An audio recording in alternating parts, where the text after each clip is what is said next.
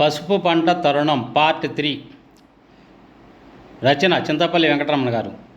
కల్లములలో వండుటకు సిద్ధంగా ఉన్న చిల్లాదుంప, సర్వాంతర్యామి అయిన పడతివలే పసుపు కూడా సకల ప్రదేశాల యందు ఉన్నత గౌరవం పొందుతూ వర్ణభేదం చూపించక సర్వవర్ణాలకు సద్వినియోగమవుతూ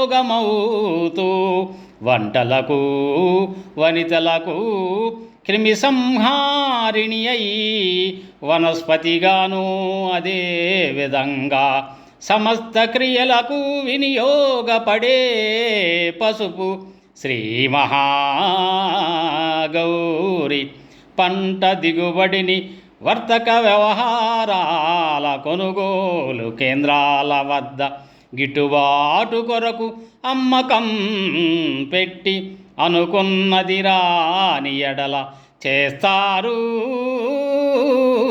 తిరస్కారం. అనుకూలమైనప్పుడు విక్రయించేయుటలో సరకు రూపాంతరం చెంది అవుతుంది అవతారం. ఆమెయే ధనమూలం ఇదం జగత్ శ్రీ మహాలక్ష్మీ ఆకారం.